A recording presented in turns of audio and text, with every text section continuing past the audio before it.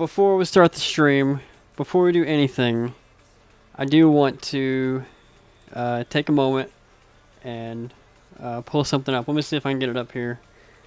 Oh, wrong one. Let me go to this one and see if I can get it pulled up here. Window capture. There we go.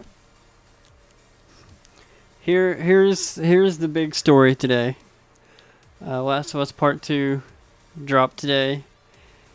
And would you just look at it? Just look at it. You see the disparity here between the critical reception right here and the user score.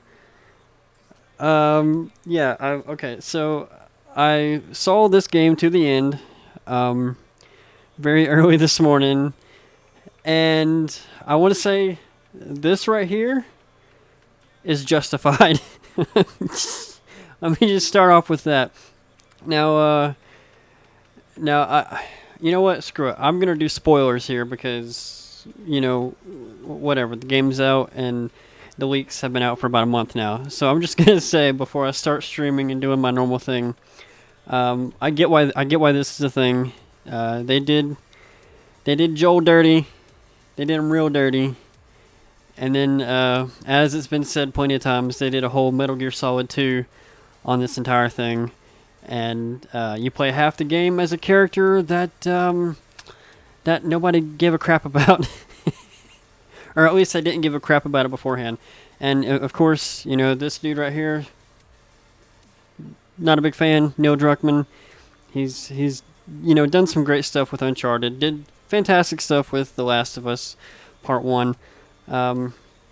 But you should really go over and watch Bellular's video where he did like a breakdown of kind of just the stupid ego this guy has gotten over his last couple of projects, and particularly with this one, and it definitely shows.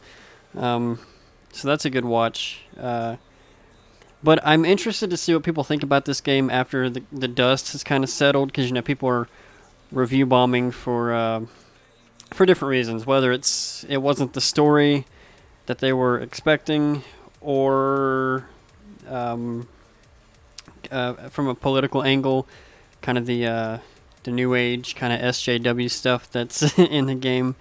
But that stuff is kind of very minor and takes a back seat to the game as a whole, so I'm kind of interested to see what people end up thinking about this once the dust has settled, because I think the idea, even though I don't like the guy that made the story, or even like a lot of the stuff that happened in the story, I think the idea of it's really good, because you take somebody like Ellie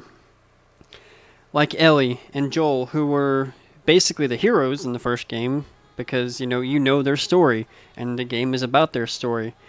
And then in the second one, things happen to Joel, and so for Ellie, it's like a revenge story. And then you find out that the girl that offed Joel, she kind of has her own revenge story, because Joel was the one that killed her father at the end of the last game. And, he was a relative nobody, her father. He was, one of the doctors at the end of the first game. Or the doctor at the end of the first game.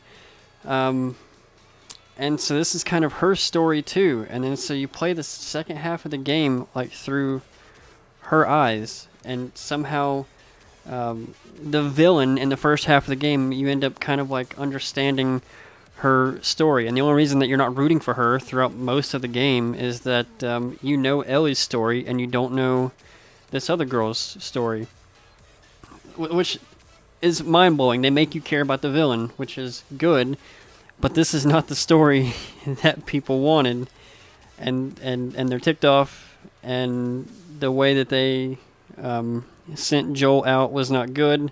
They lied about in their marketing material to make you think that Joel was a bigger part of the game than he was. And it's just a whole mess. Just a whole friggin' mess. But I looked up the Metacritic for this to see how it was doing. And it's not doing well. And I find it funny I find it very funny, especially because of the themes that they're trying to push in here. Like I said, it kind of takes a back seat to the whole thing, but it just underpins it in like kind of a very scummy way.